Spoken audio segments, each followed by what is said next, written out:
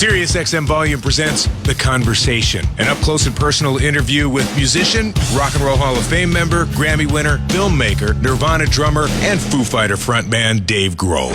Conducted by Live Nation CEO Michael Rapino and recorded in front of a live audience at the 2019 Pollstar Live Summit in Los Angeles. The Pollstar Live Summit is the world's largest gathering of concert industry professionals and is the flagship event of Pollstar, the leading trade media platform for the touring and live entertainment industry through Pollstar Magazine, Pollstar Daily Pulse, and Pollstar.com. Here is The Conversation with Dave Grohl and Michael Rapino.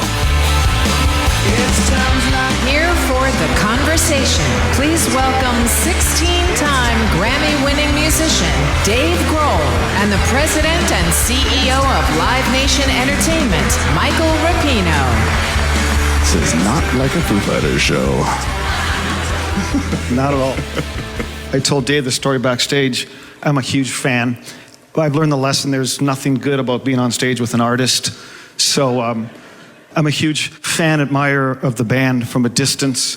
And then I took this serious. So I watched every video and dug deep on the history of Dave. And I have to say, I came up with about 4 things that blew my mind. And then we're going to get into all of them. Number 1 was just, like every successful person in life, you've been mission-driven from day one. And we'll get into that. I got to be a rock star and leave town and quit school. And what was that made you do that? Number 2, the part that I got to say inspires me the most is, in life, if you figure out one act and get to the top of the game, that's a huge accomplishment. And most people don't get there. If you can have a second act that's equally as big as the first, there are very few people that get that done in life. And I looked at Spotify this morning and looked at 11 million monthly users of Foo Fighters, 11 million of Nirvana. So we're not talking about, you kind of had a second career. The second act is really hard to do in life for anybody. So the change agent in you. 3, I had no idea that you're in the league of Prince, of the elite musician, that coming out of the Nirvana, that first album you played every instrument, wrote every song, wrote every note. I mean, that's just, as all of us are fans of the industry, we know the difference between the artist, the guitarist. This is great, by the way. I think this is going really well. Don't stop. I'll keep going. No, don't stop. Keep going. So I have new respect for the musician in you. But the part that when I put it all together, no matter what I read about you, we all deal with a lot of professional, successful people in life, and they may have gotten to the top of the hill, but very few of them are happy. When you put it all together, when I read about you, your life, your barbecuing, how you bring it all together, you just seem like a guy that figured out, drive your purpose, chase your mission, keep doing what you love, and you're happy being Dave Grohl, which I think most people in life are trying to get to. It doesn't suck. Hey, we have worked with many of you musicians that we believe it shouldn't suck. No. So anyways, let's get in. For people that know the stories, we'll start quickly at the beginning, but I want to spend more time on the future. Okay. But tell us about, you and I talked backstage, you're a young kid, you're a rager, you want to chase the dream. So both of my parents were musicians. My father was a classically trained flautist, and he played in orchestras and stuff when he was young, from Ohio. And my mother, she sang in a cappella groups and nothing like serious or career-driven. She just could sing. I sort of inherited their ear, where maybe when I was like 6 or 7 years old, I started to recognize not just music, but harmony and how notes work together. And my mother and I would sing harmonies in the car together, and I realized, like, oh wow, 2 notes that work together create a chord. And I just kind of like became intrigued or obsessed with how music works. So I didn't take lessons. I taught myself how to play music because I was a stubborn, shitty little scoundrel. And but I just loved music. I really, really loved it. I was terrible at school. My mother was a public school teacher. My father was a Republican speechwriter in Washington, D.C. He's a brilliant man. He loved jazz. He loved art. He had a great taste in food and music. And then he would write speeches for Bob Dole. But he was a really interesting dude. And I grew up outside of Washington, D.C. Anyway, so I started playing music with friends in the neighborhood. And what I found was that not only is the practice of playing music rewarding and fulfilling in your own personal way, but it's also a great you can find a sense of community in it, right? So like there were kids that I would jam with that I might not really hang out with in high school, like the head of the key club or the captain of the football team. But when we put on instruments and played, like we could kind of make our way through a Rolling Stones song. So we were like communicating with each other without words and without anything in common. Like we might not speak the same language otherwise. So I just loved playing music with other people. And then around the age of 12 or 13, I discovered punk rock music through a relative of mine who lived in Chicago. This is in like 1982 or 1983. There were all of these bands that were making records on these independent labels that were noisy, and they only knew 3 chords, and they were just screaming, and there was no proficiency or technical. Most people would not consider it music. And it was completely underground. But all of these people were doing it themselves. There was no record company that was going to put out these records, and there was no promoter that was going to put on a band that was probably going to start a riot on a Sunday afternoon in some shitty bar like the Cubby Bear across from Wrigley Field, which is that's the first time I ever saw a live band. I never saw a band, never in my life, until I was 13, and I saw this crazy punk rock band at the Cubby Bear across the street from Wrigley Field. There was maybe 40 people there. There was like bottles breaking and blood and spit and puke, and it was disgusting, and I was like, I want to do this for the rest of my life. But the greatest thing about it was this sense of independence, that none of these people had to rely on anyone else but themselves to make this happen. And the reason why they were there was this deep, a real true love and passion and dedication to just playing music, and that was the reward. There was no career aspiration to singing songs about how you want to kill Ronald Reagan or whatever, it was like that people were up there doing it for that reason only. And that kind of put my life in motion. And it's kind of where it started. I dropped out of high school. I was a terrible student. I was disengaged. I dropped out of the high school. My mom was a fucking teacher. But, it's funny because she had dealt with assholes like me her whole life. And so when I said, hey, I want to leave school and go tour the world, she said, okay, do it. If that's where your heart is, and, you're not going to learn Italian sitting under some fluorescent lights at Thomas Jefferson High School, you're more likely to do it if you're out there starving and playing in squats and having to rely on yourself to do this. Yeah, so that's kind of the way it started. And I never, ever, ever for 1 second imagined that this would happen. And I can honestly say that had this not happened, I would still be doing the same thing that I was doing then, because that love of playing music started when I was 6 or 7 years old, and that just never goes away. So, what was the question? So I met your daughter, Harper. And Harper, yeah, she's here too. Watching Dad, and I know you have 2 others at home. Yeah. So when Harper comes to you at 17, says, this doesn't work, Dad, school, I'm out, I'm going to join a band. We'll cross that bridge when we get to it. I'm trying to help you out here, Harper. But the one thing that I really have learned from my amazing mother, I have the coolest mom in the world. She's just the coolest fucking person I've ever met in my life. She's brilliant and strong and funny and smart, and she's just the best. She actually wrote this book not too long ago, a couple years ago, called From the Cradle to the Stage, where she interviewed mothers of maybe 20 famous musicians. Dr. Dre's mom, and Pharrell's mom, and Mike D's mom, and Zach Brown's mom, and Miranda Lander's mom, and a bunch of moms from a lot of different places and a lot of different genres. But the parallels are amazing, that you've got this kind of golden hour window with children. All of these people, it happened between the ages of 10, 13, 11 and 13. This is a time where kids are discovering identity. They're going through a lot emotionally, physically, socially. And if they find that place in themselves where they attach that to music and become a musician, then it's nuclear. then that's something that just stays with you for the rest of your life. And if you're blessed enough to have support and encouragement from a parent, you're more likely to become a successful musician because someone's sort of encouraging you to follow the one thing that you really love to do. And that happened to me. So when my daughters come to me, and if they have that like nuclear love, music, passion thing, then what are you going to do? You have to love your kid and you have to encourage them and have them follow the thing that they have to do. But growing up, my kid, the last fucking thing you want to do is play music. Right. You know? I've seen it. They're going to become booking agents probably.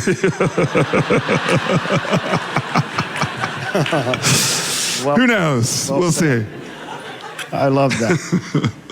All right, quick question. Let's talk Nirvana in just because we could, you could spend a day on that. But you joined the band, and obviously you had no idea, like others, what this was about to entail in 4 years. But just give us the quick version of, you walk in as the drummer. You're now part of this, what becomes an incredible era in life. Yeah. Tell us about your relationship with Kurt, how it all came to life, and then the bigness that actually Kurt was chasing with Donnie Ienner and others versus the perception. It's so funny. So Nirvana were from Seattle.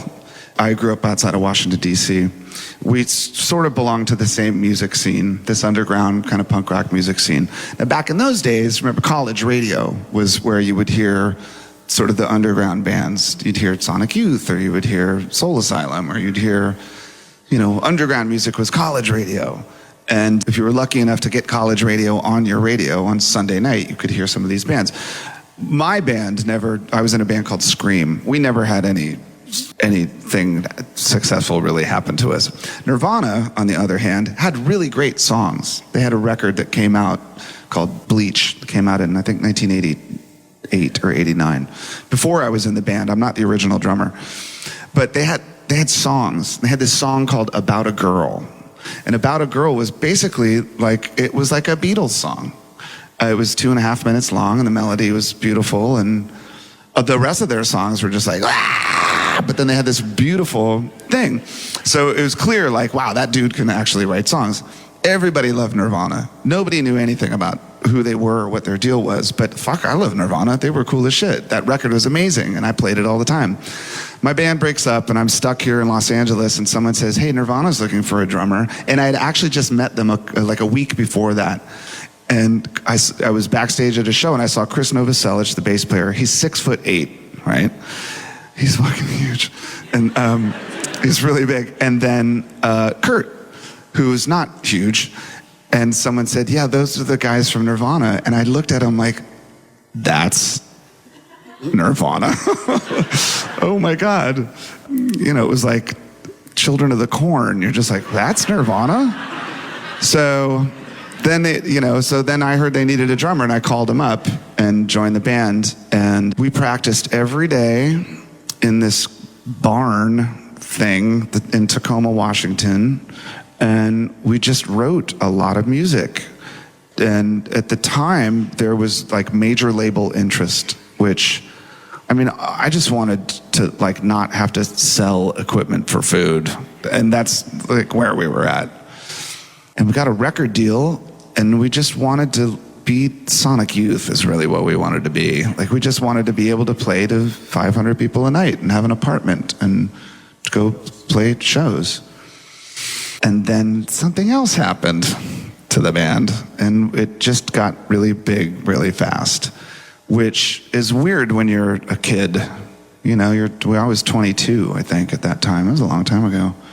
You have to be really careful when that kind of thing happens because it can get really difficult, which it did for Kurt. Unfortunately, Kurt wasn't designed to. But it's funny because when we were talking to major labels, we went to, who did Donnie work for? MCA? No. Anyway, so we go into Donnie Ienner's office, and it was that quintessential office with the view and a big oak desk and record company guy in the chair, and then the three of us sitting there, and we played him a song, and he goes, okay, so what do you guys want? And Kurt goes, we want to be the biggest band in the world. And I thought he was fucking kidding. I thought, like, damn, the balls on this kid. Just said that to the head of the biggest record place ever. And he was serious. And, I think that as a songwriter, you want the world to acknowledge or appreciate, celebrate your work. I mean, he was an amazing songwriter. And it seemed so easy for him just to kind of write an amazing song. They were so simple. And when we wrote the songs together, there wasn't any deep conversation like, I think that the chorus in the middle eight should be twice before we go back to the bridge. It was like, we wouldn't talk.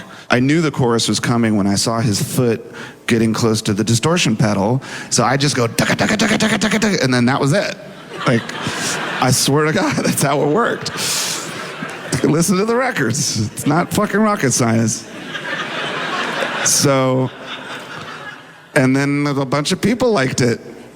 Yeah, and then after he died, I didn't want to play music at all. Yeah, it was after that, everyone in this room has had the struggle, the bad day. That must have been from the top of the world to overnight. You're thinking it's over? What were you thinking at that stage you're going to do? Oh, everything. The whole world was turned upside down. It was bad.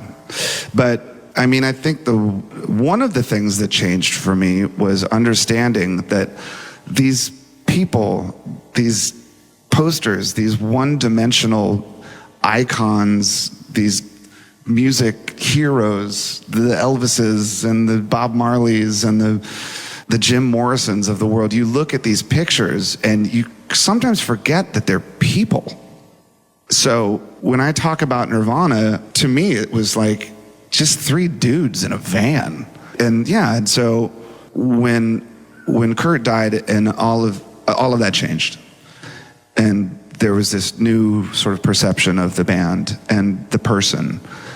Yeah, it was just really complicated and weird. And so I give you just have to survive, full credit that you didn't take the easy path, because one of my things I read about Tom Petty offered you a full-time gig, come and be the drummer.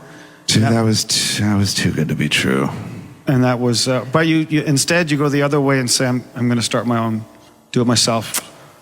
Well, yeah, I mean, that was too good to be true too, but I just sort of figured, like, I was still a kid. I was 25, I think, and I thought, like, well, what do I get to lose? Right. Just a drummer.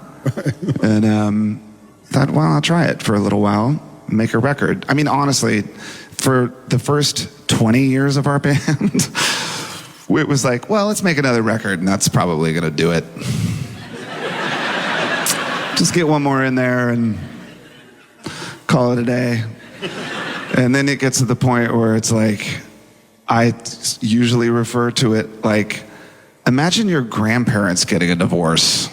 I'm sure it happens sometimes, but why?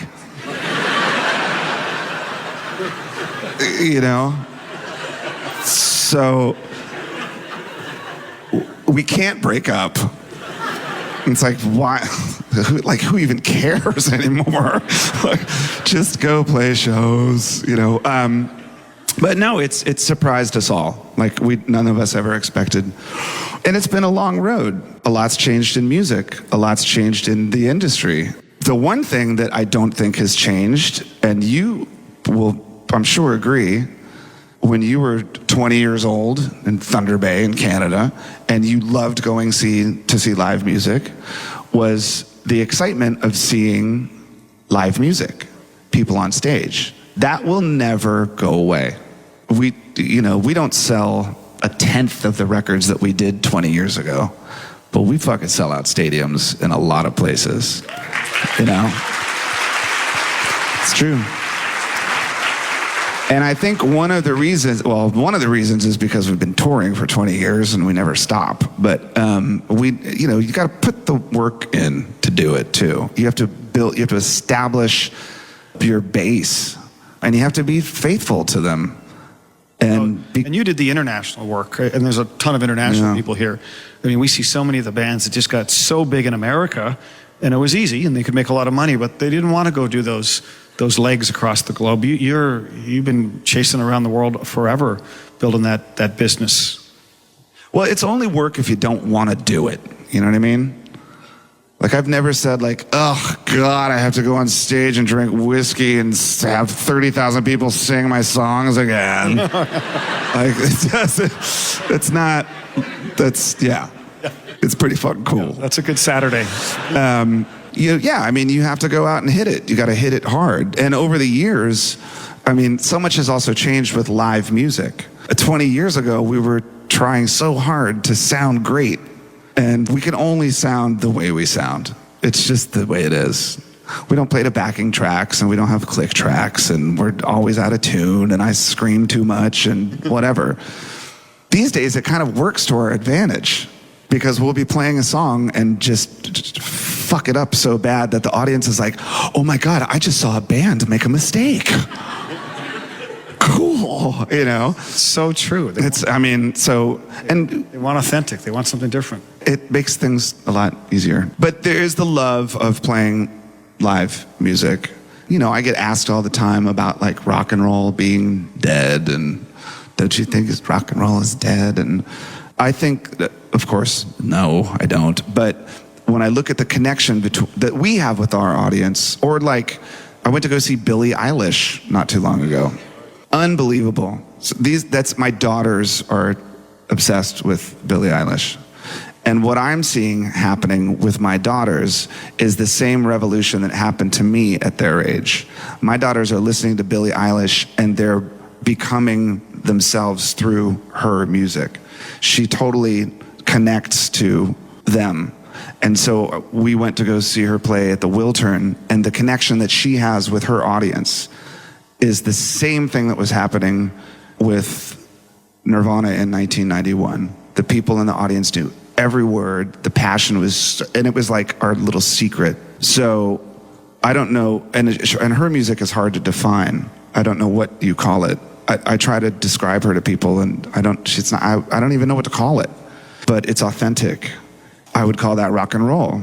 So I don't care what sort of instruments you use to do it. When I look at someone like Billie Eilish, I'm like, shit, man, rock and roll is not even close to being dead. Right. Yeah. Right. It's true.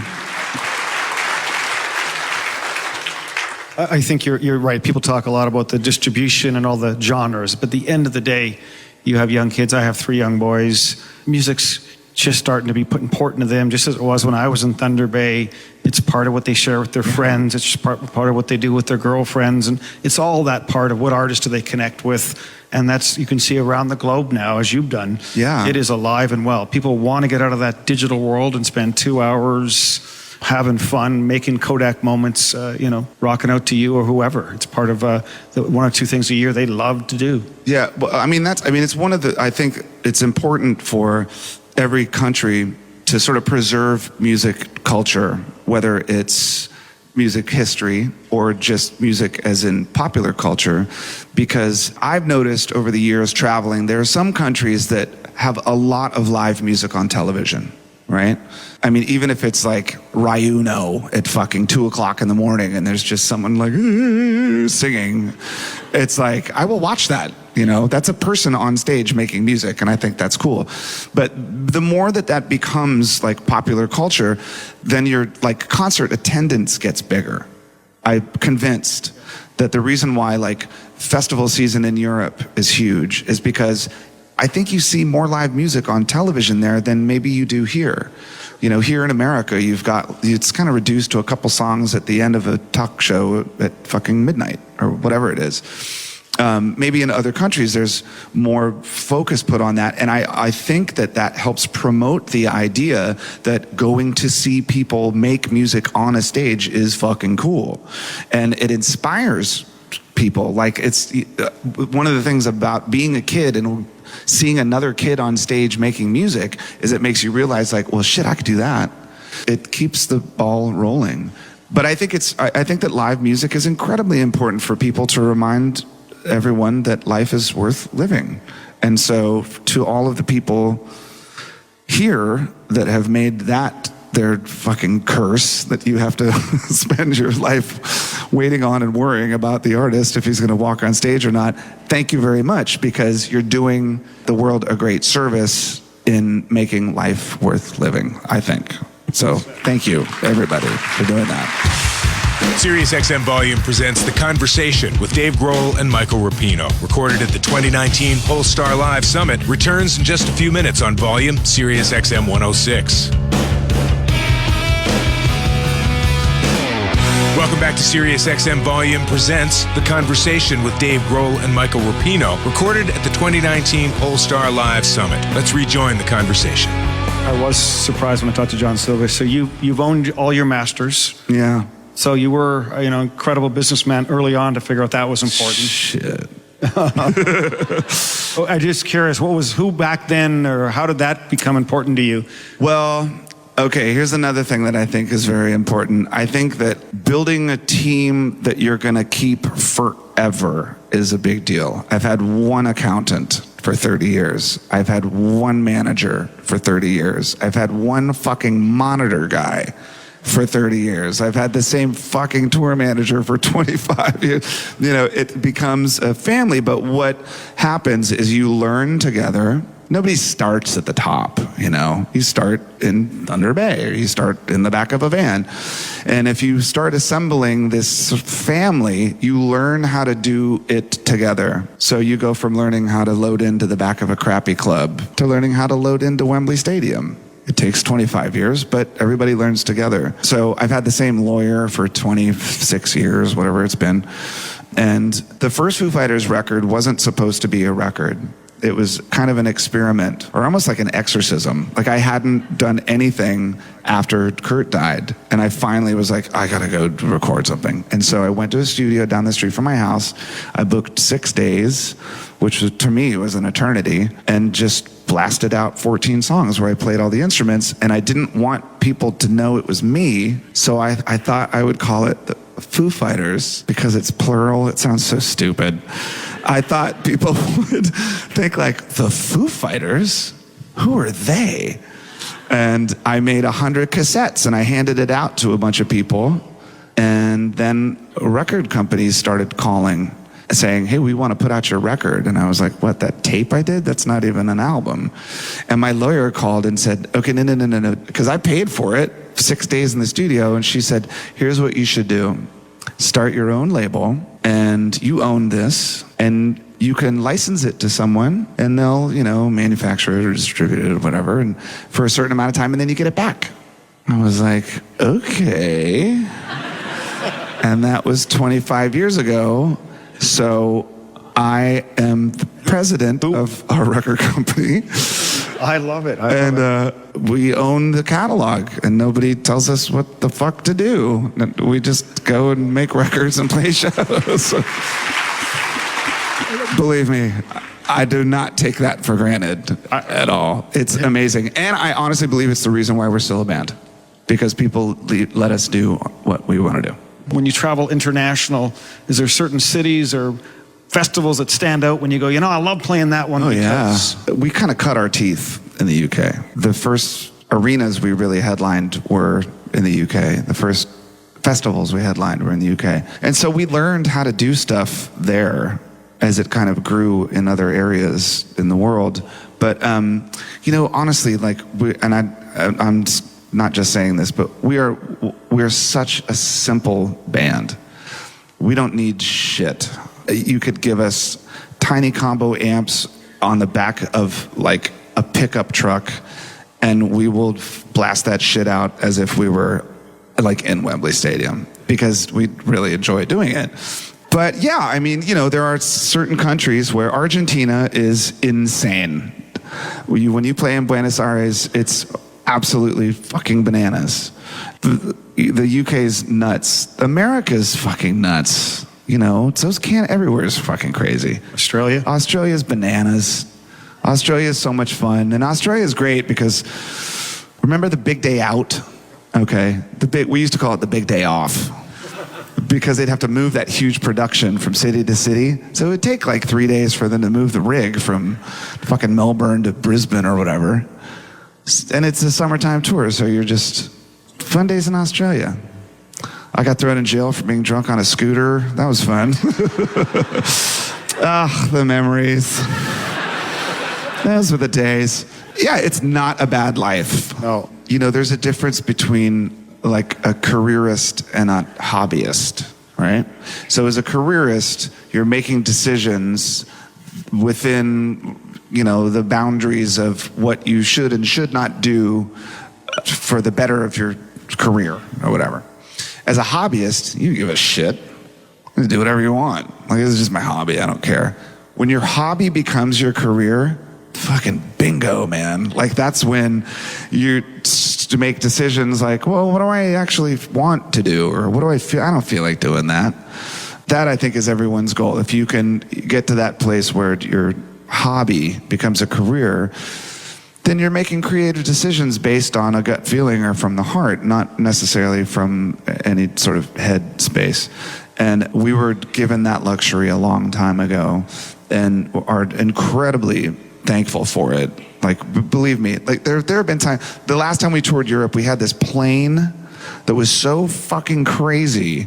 We walk onto this, I think they had just dropped off U2 and picked us up, and we're like on this insane plane, and there's like lounges and fruit and couches and flight attendants, and we're just like, oh my God. And Taylor and I look at each other, we're like, dude, we gotta practice.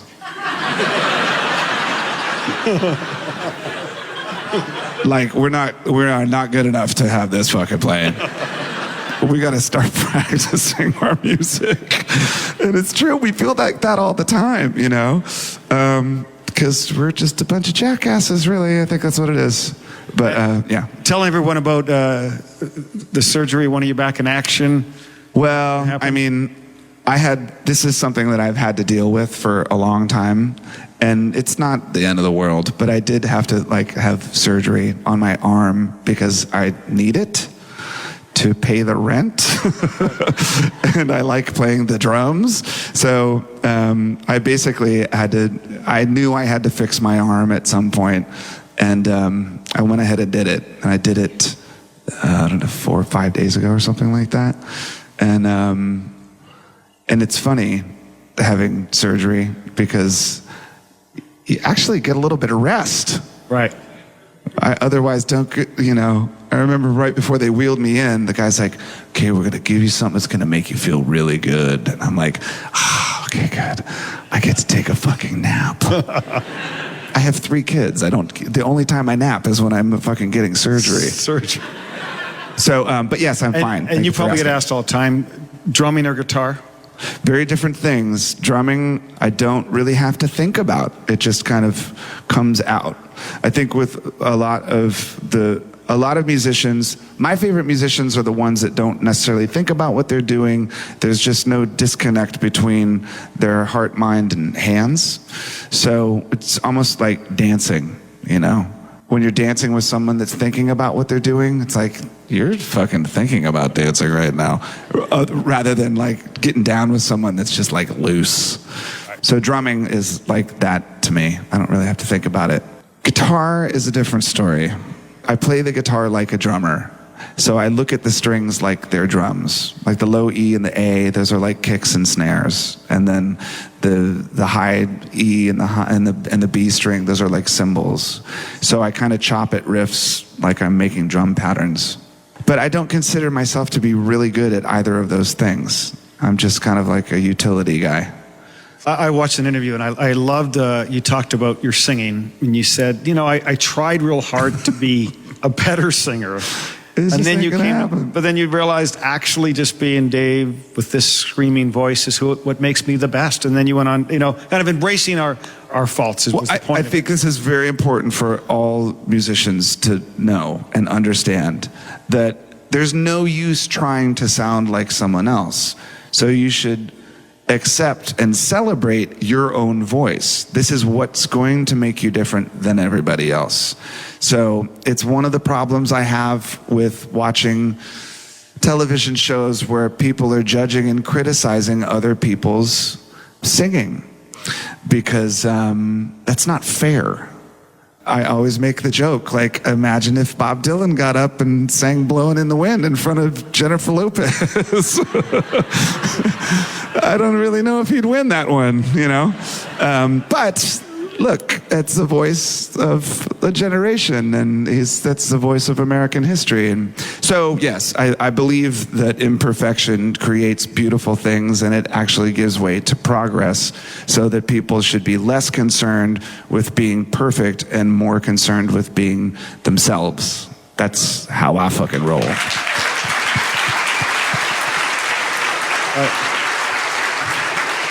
I watched your Super Bowl direct TV show performance, and I do think you hit it earlier. I think listen, we all love the great performance, and many of them are so choreographed now. It's rare when you see these great artists like yourself to get up there, do something a little bit different every night, make that. I always remember being from Thunder Bay and driving to Toronto to see Robert Plant. Yeah. And that was my big moment. But I do remember, and I still think about this, I believed when I was in the audience that he cared about us. Yeah. You grabbed onto something when he threw the lemon and said, Toronto. I was like, me and the boys talked about it later. Like, I think he looked our way. Like he likes Toronto, right? and when I'm at shows, you realize he was full of shit, though, right? I see it from the backstage often, but I do believe the ones that connect, like yourselves and the great artists, that when you're doing, today there's this idea that when you're screwing up, you did something unique, you feel special because they know that now. That's just part of the magic of what you guys have become, and that show has become, much like Springsteen's done, redefined himself by the show.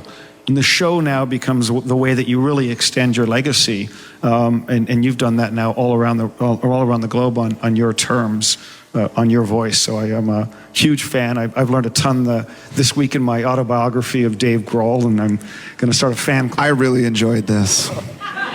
We are out of town. I've never had such a glowing review in my entire life. Oh. Well, I mean, any musician, all they have to do is watch Queen at Live Aid. And I know that, like, the Bohemian Rhapsody movie is huge and all that shit, but for years, I was a cynical punk rock prick when Live Aid happened. 85? Is that what it was? I hated everything. I just wanted, like, noise and dissonance and whatever.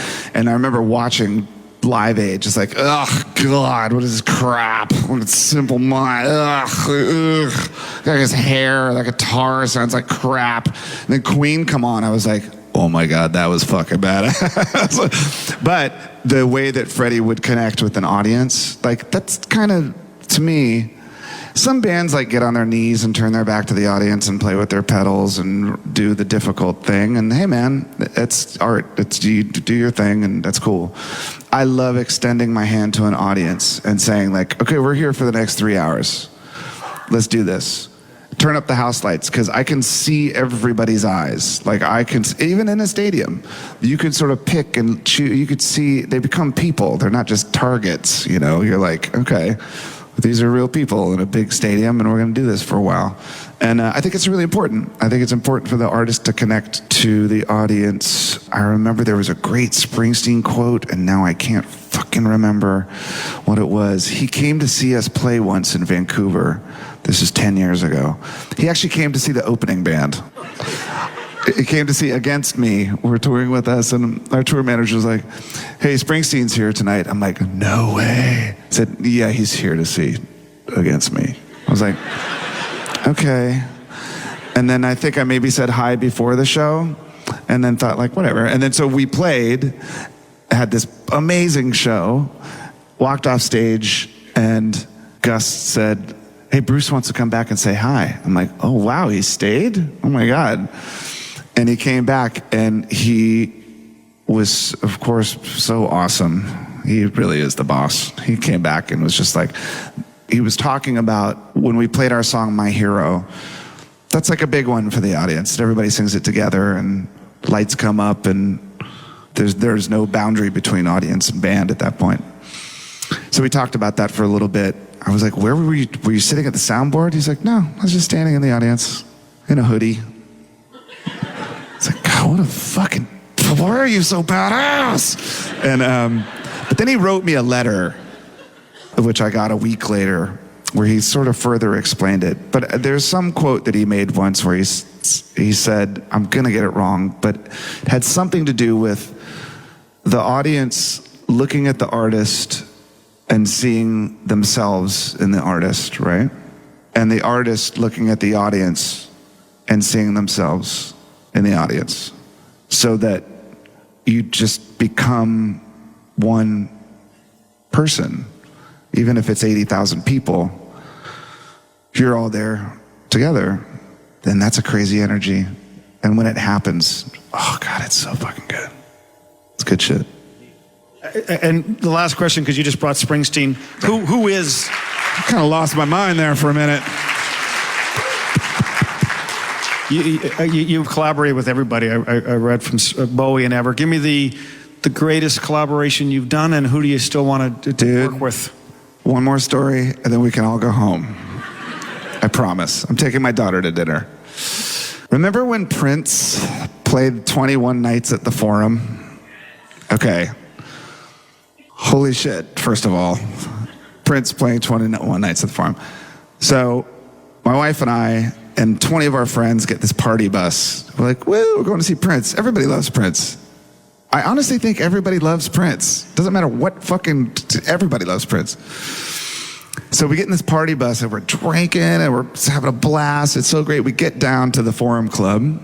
One of our security dudes, Kerwin, worked there as well. Really? Everybody knows Kerwin? Hey! All right. Kerwin got a shout out. Yeah. Anyway, so we get there, and I'm already kind of hammered. And Kerwin comes up, he's like, yo, he knows you're here. He's going to call you up, and he's going to want you to jam. And I'm like, no. Not tonight, man. Like, I am not going to go shit the bed in front of Prince right now. Like, that's not going to happen. And all these people keep coming up like, he's going to call you up. He's going to call. So now I'm terrified and hammered. And I'm just sitting there watching the show, and the show's amazing and whatever. Then afterwards, it was a great show. He goes, hey, he wants to meet you. And I'm like, okay, I'd never met him before. So we walk backstage. There's this curtain. And he goes, wait right here. Then he opens up this curtain, and fucking there he is with Sheila E. Like, to get both of them, I'm just like... tripping. I'm like, oh my God. I'm like, hey man, how's it going? He's like, hey, how are you? And we'd never met. We talked for a minute, and I said, well, when do you want to jam? He goes, whenever you want. And I said, well, it's your show, dude. He goes, okay, come back Friday, like in a week. And I said, okay. And then I go back into the Forum Club where all my friends are. I'm like, guess what just happened? So I call Silva when we get home, and I'm like, dude, fucking Prince wants to jam on Friday. He goes, I know, I gave him your number and whatever. I sat there with my cell phone in my fucking hand for I slept with it, like, on my face, on vibrate, just in case. Because who knows what time that guy fucking wakes up. And so I was just like, waiting for the fucking, it's gonna ring. Never rang. So by Thursday or something, I call Silva and I'm like, dude, what do I do? I mean, what do you want to play drums or guitar? I don't even know what he wants me to, one of our songs? He did one of our songs at the Super Bowl. When he played the fucking Super Bowl, he played a Foo Fighters song, which still to this day makes no fucking sense. You got 12 minutes and 100 hits, and you play fucking Best of You? You're insane. Anyway, so everyone's like, just go down there. So I'm like, okay. So I go down there, pull into the Forum. Kerwin's there. Like, yeah, Kerwin. He goes, hey, he's not sound checking. He's got a sore throat. I'm like, fuck, okay. So then I have a dressing room, and I'm sitting there like, what am I doing? So I go to catering, and I start eating because I don't know what to do. And then I decide, like, well, fuck, I'm going to go check out the stage. And then he was playing in the round. The stage was his cymbal. And there's nobody there. completely empty forum, and I see my guitar tech, who's Scottish. He's like, "What the fuck are we doing?" And I'm like, "I don't know, man." I go, "I don't know if we're doing the drums or guitar, no clue." And then all of a sudden, just like in the SNL skit, fucking Prince just appears. I'm not kidding. Just like whoosh, he's right there. And he's in these radical, like, purple pajamas. And he's like, "What's up, man?" I'm like, "Hey." He goes, "What are you doing here?" And I was like, "Oh, I thought we were gonna jam, Prince." And he's like, "You wanna jam?" I'm like, "Okay." And he says, "You wanna play drums?" I'm like, "Fucking okay." So I get up on his crazy drummer's gigantic fucking gospel drum set, which is like the size of a Mayflower truck. It was so huge. 100 cymbals, double kick. I mean, if anybody's ever seen me play drums, I have 4 fucking drums. That's it. 2 cymbals. I was just like, oh my, what do I do with this? And so I sit down and I'm kind of like getting situated and start playing, and I'm laying down a little weird beat, and he's sort of looking at me as I'm doing it, and he points to his bass player and goes like, "Give me that bass." And he puts on the bass and starts ripping the bass. The best fucking bass player I've ever seen in my life. Like, better than Bootsy, better than Jocko, like the best bass player ever seen in my entire life. And we're jamming together, and he's throwing hand signals to the band. Empty forum, by the way. We're the only people in there. I swear to God this happened. I'm not making this up. And he's fucking doing the thing. We're doing this jam, and then we go, bam, we end. And everyone's like, yeah, yeah. And he looks at me. He's like, "Man, you got a heavy foot." I'm like, "Fuck yeah, dude, I got a heavy foot. This is fucking great." And then he picks up a guitar, and he starts playing A Whole Lot of Love.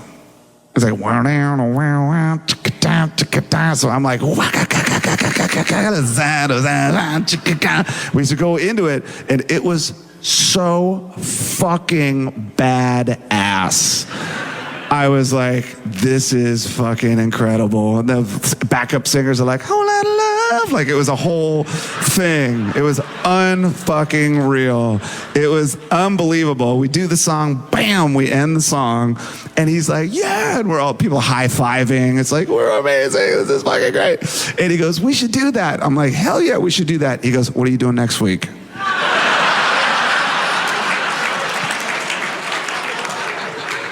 I was like, I guess I'm coming back to the fucking forum for the 10th time.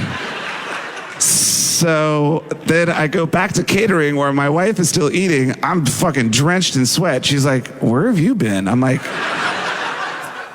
jamming with Prince.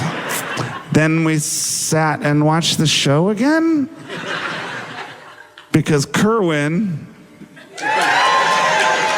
said, "You can't leave now," because he knows you're here. And I'm like, all right, so whatever. The next week I had a fucking school fundraiser, and I never got to jam with Prince ever again. But I got a tape. Yeah. Gus Brandt recorded that shit. Anyway. That is great. Yeah, the end. I have to go. I could sit here talking all night. That's a bad idea. Everyone in this business who's been part of what you've been doing, thank you kindly. Thank you. And thank all of you guys. For everybody that's ever worked with us, thank you. Thanks, Michael. Thanks for listening to Volume Presents The Conversation with Dave Grohl and Live Nation CEO Michael Rapino, recorded at the 2019 Pollstar Live Summit. The Pollstar Live Summit is the world's largest gathering of concert industry professionals and is the flagship event of Pollstar, the leading trade media platform for the touring and live entertainment industry through Pollstar Magazine, Pollstar Daily Pulse, and Pollstar.com. If you missed any part of the show, you can hear it anytime on demand at SiriusXM.com, the SiriusXM app, or at home on SiriusXM connected devices and speakers.